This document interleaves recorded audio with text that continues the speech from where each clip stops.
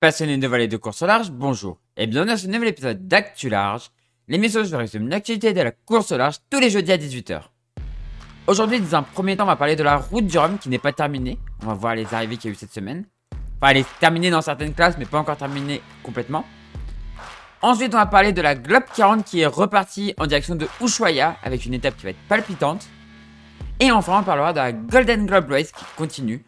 On est à presque 90 jours de course, ça commence à faire beaucoup, mais ils sont même pas encore à la moitié du parcours. Voilà. Du coup, je vous rappelle que si vous voulez rien louper des prochaines vidéos, n'hésitez pas à vous abonner et à activer la petite cloche de notification. Et si vous voulez me retrouver en live sur Twitch, en live tous les jours, sauf les jours indiqués dans le planning qui est en post communauté sur YouTube ou sur mon Discord. Le lien du Discord est en description de la vidéo. Et le lien de la chaîne Twitch est aussi en description de la vidéo. Et du coup, on commence tout de suite avec la route du Rhum.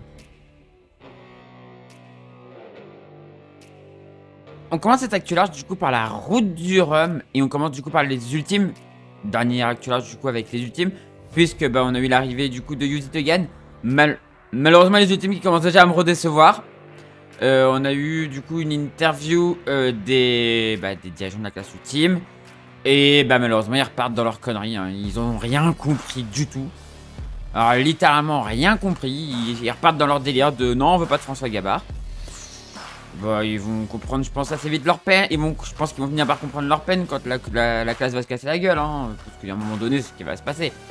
Malheureusement pour eux, c'est ce qui va se passer. Mais voilà, en tout cas, on a eu l'arrivée du coup de Use It Again, Romain Pilar, qui est arrivé le 25. Donc en 15 jours, 23 h et 26 minutes et 28 secondes. Donc qui a clôturé la route du Rhum des ultimes. Donc oui, pour ceux qui n'ont pas vu l'interview, je peux en parler un petit peu, mais après j'en parlerai plus parce que cette affaire me saoule, littéralement. Il y a eu une interview là qui est sortie où en fait les mecs parlent librement et tout. Et alors c'est pas les skippers ne disent rien. Là les skippers ils se sont même bien éclatés, tu vois, tous ensemble et tout, ils se sont bien éclatés j'ai l'impression. Mais les sponsors recommencent dans leur délire. Non mais on veut pas de... Non mais il faut qu'ils se mettent en conformité alors que le bateau est conforme. Puisque plein d'experts ont dit qu'il était conforme, mais non il est pas conforme, d'après eux. Enfin voilà, puis Gitana comme une couche encore hein. Ouais, nous notre prochain bateau, parce que bon ça y est c'est presque confirmé qu'ils vont reconstruire un bateau. Notre prochain bateau on va le faire dans les conformités hein. Ouais d'accord. Ils sont fatigants. Et malheureusement ils retournent dans leur délire. Donc ça se trouve François Gabard pourra pas faire le tour du monde en ultime avec eux.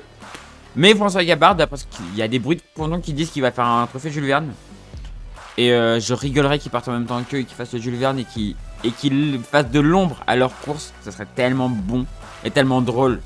Tellement drôle, ce serait vraiment bien. Et bon, je pense qu'ils n'ont pas compris ce qui s'est passé le soir de la présentation des skippers. Où tous les skippers ont été applaudis. Et il y en a deux qui ont eu un tonnerre d'applaudissements. François Gabard et Francis Joyon. Voilà, c'est les deux qui ont eu un tonnerre d'applaudissements. Là, il y a eu applaudissements. Là, il y a eu applaudissements. Là, il y a eu applaudissements. Un peu plus fort que pour les autres, mais voilà. Là, il y a eu applaudissements.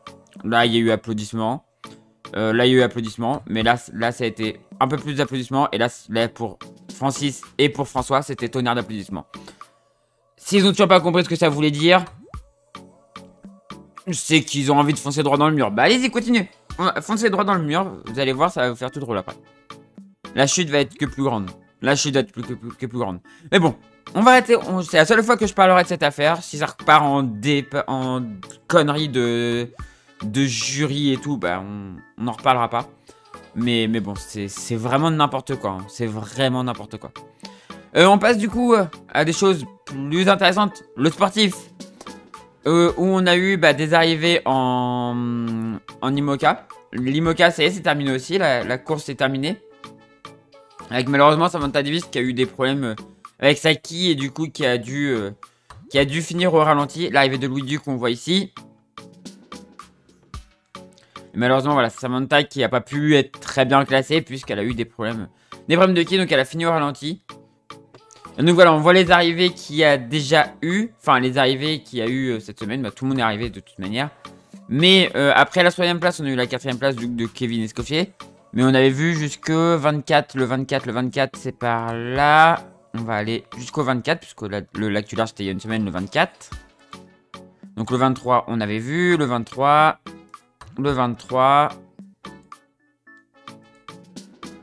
Voilà. Le 23. Et on arrive au 24. Donc on avait déjà vu, je crois, l'arrivée d'Eric Bellion en 23e position, suivi par Boris Herman, 24e, qui avait eu aussi des problèmes, un bateau tout neuf et tout, des problèmes. Guy Soudé en 25e position, suivi par Xabor Rose en 26e position. Louis Duc, 27e, suivi par Samantha Davis, alors que vous voyez l'arrivée des derniers. Hein. Donc demain c'est loin, Nicolas Rouguet. Et derrière, Oliver Heer qui va lui passer devant parce qu'il avait une bonification de 84 heures pour être 30. Enfin, lui est rentré dedans. Kojiro Shirashi lui est rentré dedans alors qu'il n'avait pas la priorité. Donc il a une bonification, il a une compensation de 84 heures et donc du coup il va passer devant et il va obtenir un peu sa qualification Vendée Globe. Enfin sa pré-qualification Vendée Globe. Voilà, on voit l'arrivée actuellement. Jin Kung-Zu a fini 29e, suivi par Manuel Cousin 30e. François Guiffan 31e.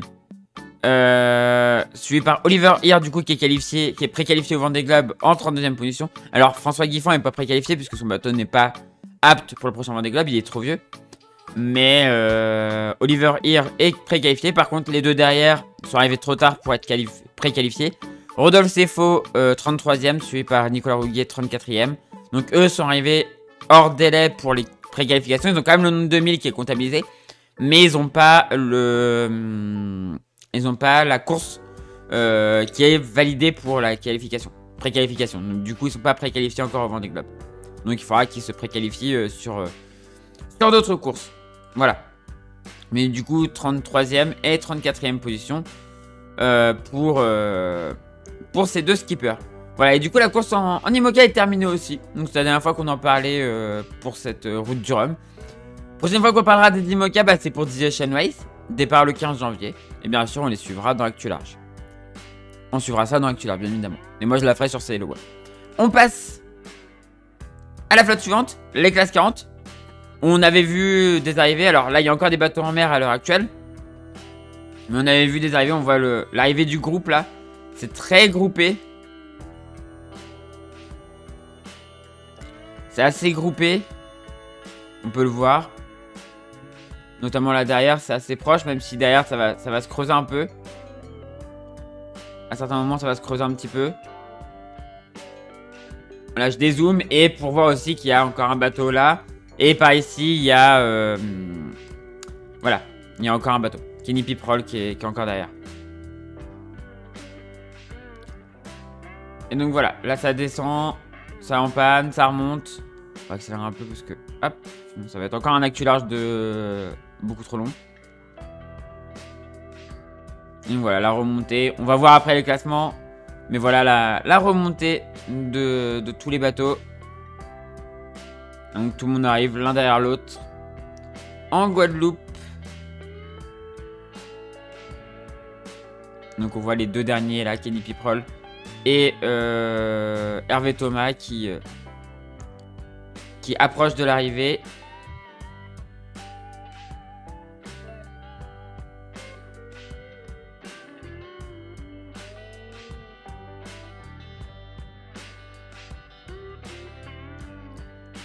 Et donc voilà la situation actuelle.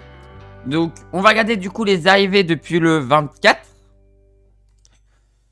Donc les arrivées depuis le 24, on est à partir d'ici 12h25, 24 au matin, Banque du Léman, et la 23. Donc 24, on a eu l'arrivée du coup de Simon Coster en 4ème position, mais je crois qu'on l'avait déjà vu. Antoine Carpentier 5ème devant Xavier Macaire 6ème. Luc Berry 7ème devant Alberto Bona 8ème. Martin Lepape 9ème devant Axel Tréhin 10ème. Quito de Pavant 11ème devant Emmanuel Leroc 12ème. Yannick Penski 13ème, assez déçu mais il a eu des problèmes donc voilà. Mais assez déçu, 13ème du coup devant Alex Meran 14ème. Nicolas Destec, Happy War Café Joyeux, j'aime bien le dire parce que c'est une belle entreprise Café Joyeux. En 15ème position, suivi par William Matelin Muro en 16ème position. Jules Bonnier 17ème. Devant Baptiste Hulin 18ème. Le Normand Cédric Château 19ème. Devant l'autre Normand Marc Lopesque 20ème. Andrea Fornaro 21ème. Suivi par Jean-Baptiste Daramy 22ème. 23e position pour Didier Levourc devant Kyrian Leborgne, 24e. Stan Turé, 25e devant Pierre Cazenave-Perret, 26e. Pierre-Louis Atoile-Lenormand, 27e devant Mathieu Claveau, 28e. Greg Léonard, 29e devant Victor Just, 30e. 31e position pour Morgan Urso-Poupon, suivi par Franz Bouvet, 32e. Florent Guéguin, 33e devant Maxime Co, 34e. Et Anatole Facon, 35e, dernière arrivée. Il est arrivé le 30, donc hier, à 14h19. Du coup, comme je disais, il reste 2 bateaux arrivés. Hervé Thomas et Kenny Piprol. Malheureusement, les conditions dans les prochaines heures vont pas s'améliorer. Le vent va un peu tomber. Enfin, un peu beaucoup tomber d'ailleurs. Comme vous allez pouvoir le voir. Voilà, ça commence. Ah, alors. Peut-être que ça a changé. Ah, attendez. Peut-être que ça a changé finalement. Parce que, alors tout à l'heure, quand on a regardé les vents...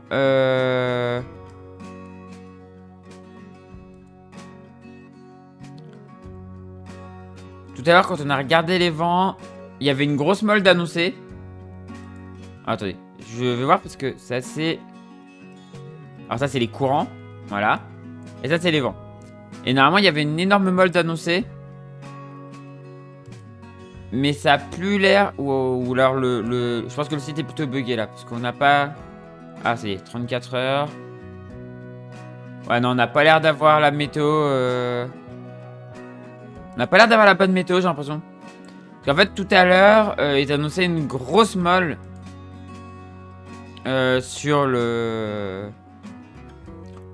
l'arrivée. Donc ça avait l'air compliqué. Mais là, finalement, ça a l'air d'aller. Donc les deux devraient peut-être pouvoir finir. Les deux vont pouvoir finir normalement dans les temps. Mais normalement, du coup, Hervé Thomas va pouvoir descendre, réempanner peut-être par ici. Et ensuite réempanner. Et par contre, Kenny Piprol a réempanné. Je pensais qu'il allait faire son board directement là vers l'arrivée. Et en fait, non, il a réempanné. Et il semble aller chercher au sud. Et ensuite, il réempannera pour aller sur la Guadeloupe. On passe maintenant, du coup, à la classe suivante. La classe des Rum Multi. Où on avait vu la semaine dernière, malheureusement, le drame de Jess. C'était très triste. Et on a eu un gros retournement de situation. Alors, la semaine dernière, je vous parlais de Roland Jourdain qui pouvait être triple vainqueur de la route du Rhum. Je pensais que c'était le premier à pouvoir être triple vainqueur. Et non, il y avait déjà Francky Vescoffier. Et en plus, Roland Jourdain n'a pas gagné la route du Rhum. Puisque en fait, il a eu un problème de plomb. Il y a un plomb qui a sauté. Et donc du coup, il a eu 90 minutes de pénalité. Et donc du coup, c'est Loïc Vescoffier qui a remporté la route du Rhum. On voit l'arrivée derrière là. Des arrivées assez serrées, notamment entre Florent Guéguin et Philippe Poupon. Et... Fabrice Payen, pardon, et Philippe Poupon. Et voilà, Fabrice Payen qui finit devant. Et on voit l'arrivée derrière les vieux trimarans. La bataille entre les vieux trimarans. Mais voilà. Du coup, Loïc Escoffier de l'a emporté devant Roland Jourdain en 2e position. Marc Guimot 3e devant Alvar Mabir 4e. Gwen Chaplin 5e devant Fabrice Payen 6e. Qui devance du coup Philippe Poupon sur son flot 7e. Etienne Hochet 8e a bien tenu la cadence. Et là derrière on voit la bataille à l'arrivée entre les deux premiers du coup vieux trimarans. Donc Charlie Capel finit 9e devant Christophe Beaugrand 10e. Ça se joue à pas grand chose mais c'est Charlie Capel qui fait 9e. Donc premier vieux trimaran. Devant Christophe Beaugrand 10e. Thomas Lurton 11e. Et du coup il reste un bateau en mer. C'est Happy, Laurent Etemer, donc l'ancien bateau du coup de Loïc Perron. Donc le Happy de Laurent Etemer qui est actuellement à 124 000 de l'arrivée. Donc dans moins de 24 heures il sera arrivé, voilà. Il en approche de la Guadeloupe. Il clôturera du coup cette route du Rhum des Rum Multi. On va passer maintenant au Rhum Mono, la classe qui m'intéresse le plus, parce qu'elle me touche le plus. Et donc, comme on le savait depuis plusieurs jours, hein, ça allait être une victoire de Jean-Pierre Dick. Très belle victoire de Jean-Pierre, même si j'aurais préféré que ce soit quelqu'un d'autre. Mais très très belle victoire de Jean-Pierre, franchement bravo. Franchement bravo pour ta victoire Jean-Pierre. Ouais, le bateau est fou, il n'y a pas eu de problème, il n'y a pas eu de gros problèmes techniques et tout, enfin voilà. Génial, contrairement à une certaine personne dont je vais parler après, qui a eu des gros problèmes techniques. Enfin des gros... Oui, il y a eu pas mal de problèmes techniques. Catherine Chabot du coup va finir deuxième. Et pourtant Wilfried revient très fort, hein. Regardez la... Enfin, du coup, regardez de temps en temps, on voit on le voit revenir. Voilà, 76, 71, 67. Ça revient très fort, mais malheureusement, pas. Il manque une journée ou deux quoi pour repasser devant. Et malheureusement, du coup, enfin, j'aime bien Catherine Chabot, donc je vais pas dire trop malheureusement, mais voilà, Catherine Chabot du coup finit deuxième. Là, on voit la position de Wilfried disparaître et on va le voir repop d'un coup, hein, comme d'habitude. Et voilà, Wilfried qui finit troisième. Devant Willy Bistan qui finit quatrième. Et voilà, là c'est Willy Bistan qui est pour l'instant le dernier arrivé. D'ailleurs, on a des belles batailles. Mais du coup, Wilfried a eu des problèmes techniques. C'est pour ça d'ailleurs, si vous vous rappelez, Wilfried, quand il a fait, vous voyez ce plongeon là de Wilfried, c'était pas une trajectoire normale, je vous l'avais dit. C'est pas logique qu'il fasse ça. Et en fait, Wilfried a eu un problème sur son pas sur son magnésium, mais sur sa trinquette, pardon. Il a eu un problème sur sa trinquette, donc il pouvait plus utiliser sa trinquette. Et la trinquette qui lui est restée lui permettait pas de remonter assez au vent. Donc il a été obligé de plonger au sud et d'aller se battre dans les alizés avec les autres, quoi. Alors que normalement, il aurait dû ressortir à l'ouest des Açores. Il est ressorti à l'est, et donc du coup, il s'est retrouvé derrière. Il me disait que s'il avait pas eu ce problème là, il aurait fini devant Catherine Chabot sans trop de problème, quoi. Normalement. Mais voilà. Et puis il avait plus de le moteur est tombé en panne. Il n'y a plus de moteur. Le moteur là, il a été remorqué pour être amené à la place. Pour être amené devant le Memorial Act. Enfin voilà, il y a eu plusieurs problèmes. Je sais qu'il a eu des problèmes de... Mais là c'est un problème de positionnement. Mais c'était un petit problème ça. Enfin, c'était pas gênant. Même s'il a été obligé du coup de donner sa position assez souvent. Enfin 2 fois par jour. Mais il a eu des problèmes de communication, je crois. Enfin, des trucs comme ça. Il a eu quelques problèmes.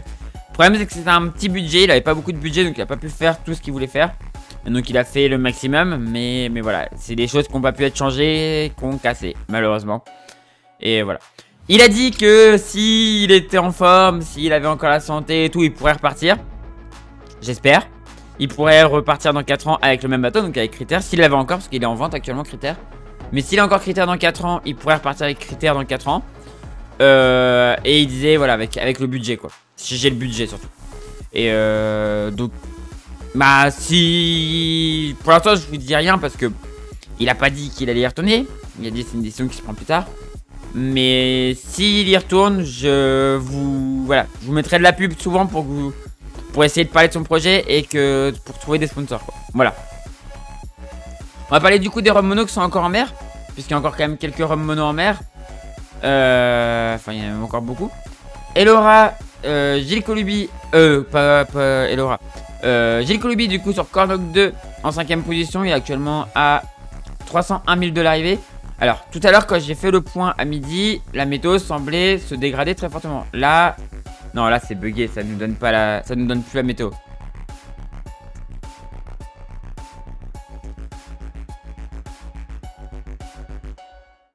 Ouais, vous voyez en fait ce que ça donne derrière, c'est la météo que j'ai vue ce midi.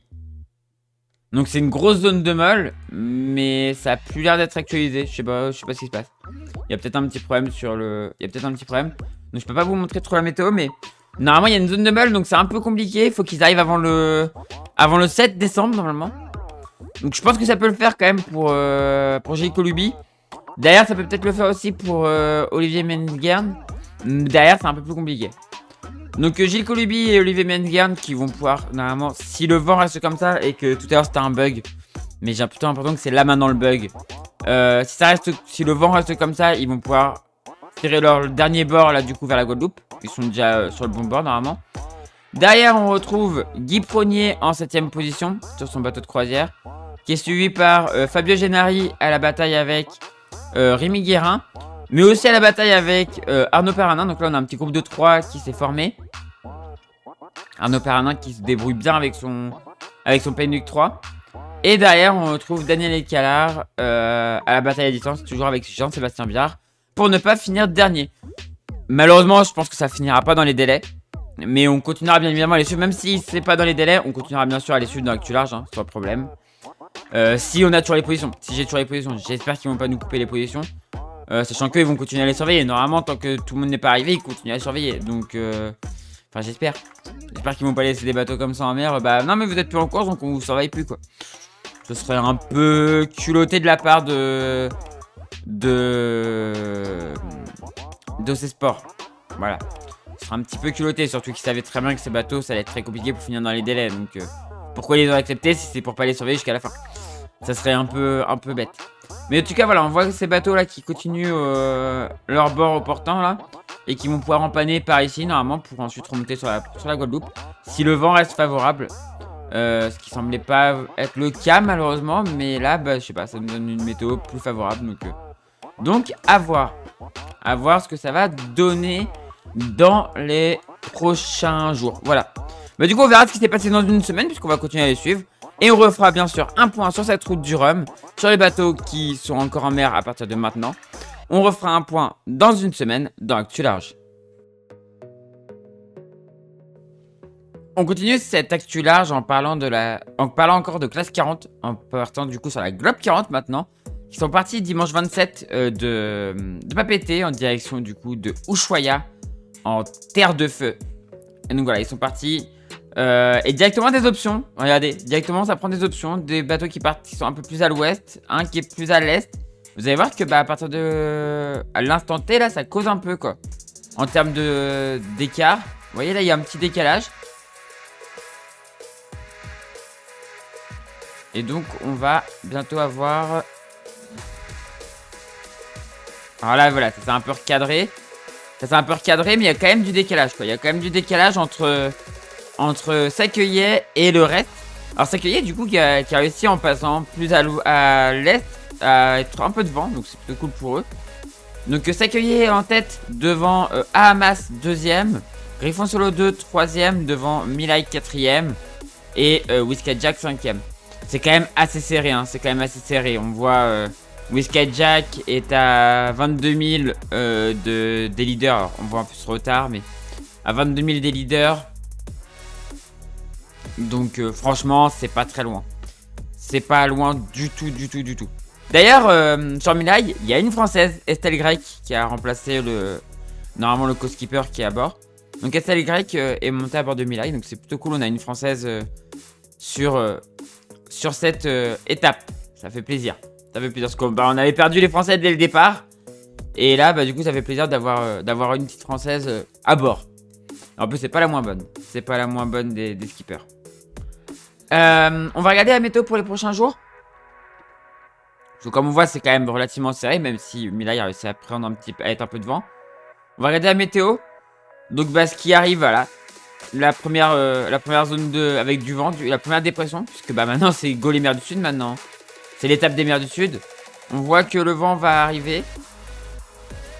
L'objectif, c'est vraiment de prendre le haut de cette dépression pour filer vers le Cap Horn. Hein. Et littéralement, ce que vous allez voir, je vais vous montrer après la fin de ce parcours. C'est pas piquer des hameçons. Hein. C'est pas piquer des verres, quoi. Franchement, c'est beau. Donc, vous voyez, là, il y a toujours un couloir de vent. Donc, ils vont se glisser dans ce couloir de vent, hein, tout simplement. Il ne devrait pas y avoir trop de stratégie dans les prochaines heures. Ouais, ça va être surtout une course de vitesse, je pense. Ah, quoique, ça va peut-être à un moment donné, ça va peut-être commencer à être un peu trop abattu. Ils vont peut-être devoir commencer à tirer des bords. Mais en tout cas, sinon, au début, ça va être surtout une course de vitesse. Mais il devrait avoir de l'air. Il devrait avoir de l'air. S'ils arrivent à bien descendre et à bien prendre le vent, ouais, il devrait avoir de l'air. Ça va peut-être être cool les prochaines heures. Ça va aller vite, en tout cas. Ça va aller vite. Et je vais vous montrer, du coup, la fin du parcours. Alors, je vais vous montrer la fin du parcours, du coup. Si je peux. On peut pas. Ah.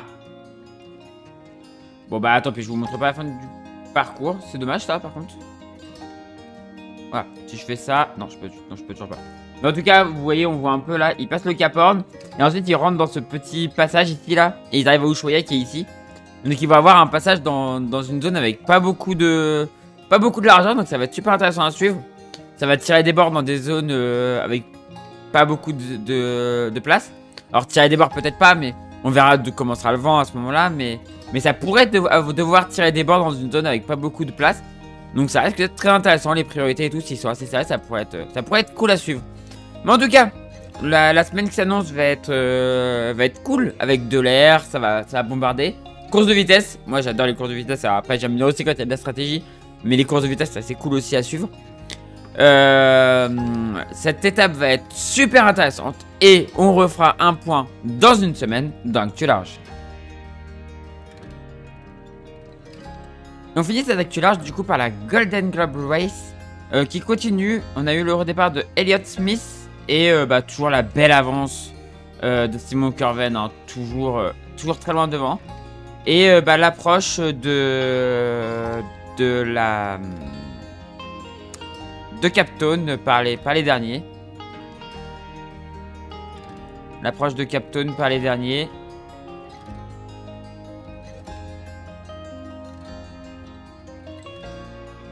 Et donc voilà, actuellement. Arnaud Guest, toujours dernier, qui semble faire route au nord. Oh, ça sent l'abandon malheureusement pour Arnaud Guest.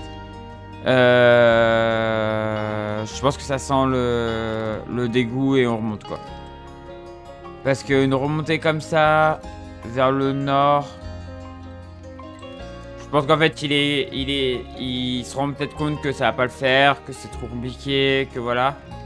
Et peut-être que c'est un retour parce que pour aller à Captone c'est pas du tout la route quoi. Donc malheureusement je pense que c'est un abandon d'Arnaud Guest. Donc il y aura plus de français. Si c'est ça, il y a plus de français sur cette Golden Globe malheureusement. Guy Wells continue sa route du coup lui vers Captone. Alors que tout le reste est passé. Elliott Smith, on a vu qu'il avait fait escale. Il s'était un peu arrêté ici. Alors au mouillage, il a pas reçu d'assistance, mais du coup il a pu repartir.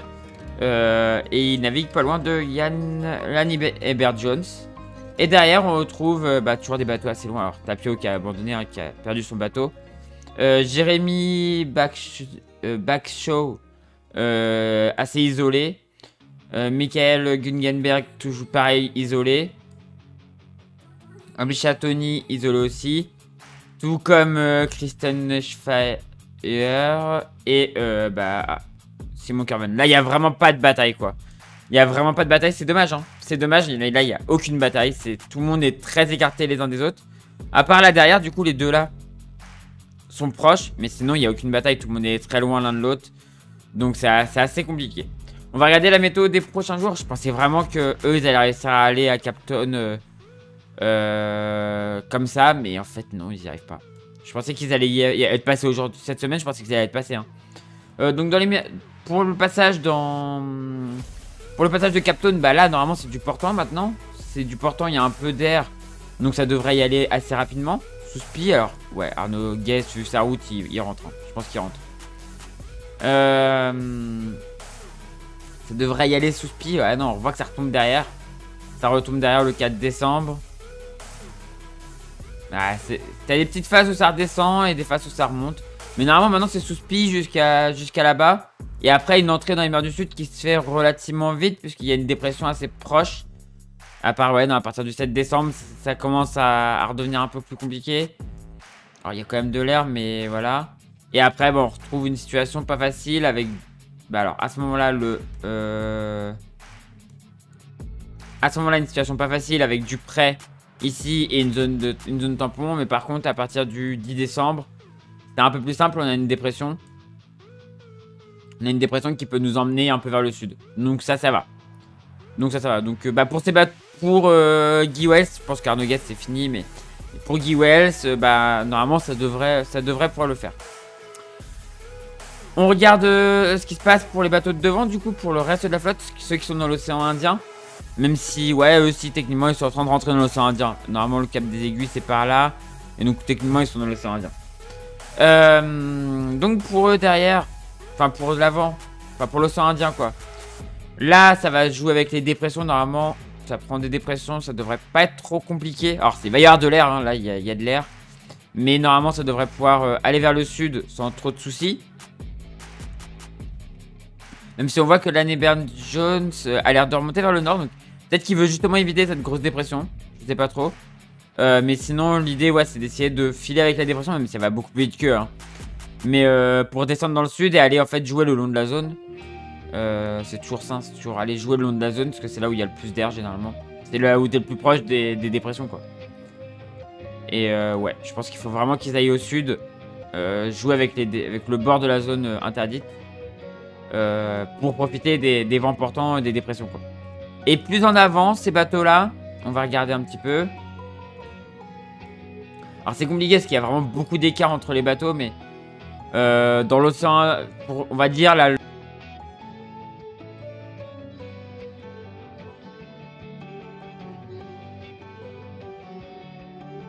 Garder en fait les vents dépressionnaires quoi. Et pas tomber dans les zones de molle qui sont un peu plus au nord. On voit qu'il y a de la grosse dépression dans le sud là, mais ils ont pas d'y aller. De toute façon, il n'y a pas trop d'intérêt à y aller. Parce que c'est vrai, là ça serait vraiment rude. Mais ouais, il faut vraiment longer. On voit toujours qu'il y a un peu plus d'air ici que là. Donc il faut vraiment longer la zone. En fait, jusqu'à la fin de la zone interdite quoi. Et après la zone interdite, bah on verra, mais je pense que de toute façon, il n'y a pas d'intérêt à descendre plus vite parce qu'il faut qu'ils aillent là. Donc je pense qu'ils vont plutôt aller tout droit quasiment. Ouais, si peut-être descendre un tout petit peu pour essayer de voir si on peut choper un peu plus d'air. Et après, il y aura, s'il y a des dépressions, ça devrait les emmener assez rapidement du côté de Hobart. Voilà. Et bah du coup, on a fini le point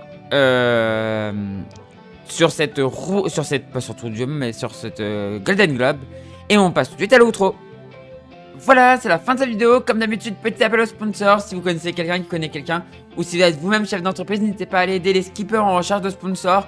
Il y en a encore quelques-uns. Il y a Tanguy le Turquet. Il y a Violette de Range aussi qui est partie en convoyage avec le bateau de Eric Bellion, avec l'Imoca d'Eric Bellion, l'ancien bateau de Jean Le Cam. Donc qui est partie en convoyage à travers l'Atlantique puisqu'elle veut faire le Vendée Globe. Donc n'hésitez pas à aller aider ces skippers qui sont en recherche de budget. N'hésitez pas à les aider, c'est très important. La voile est un super bon retour sur investissement, donc je compte sur vous. Et puis bah, comme je vous l'ai dit pour Wilfried, on en reparlera quand il aura pris sa décision. Mais quand il aura pris une décision, je vous en reparlerai. Et je vous encouragerai à aller l'aider, voilà. Du coup, c'est la fin de cette vidéo. Si ça vous a plu, on fait briller le pouce en l'air. N'hésitez pas à commenter et à partager.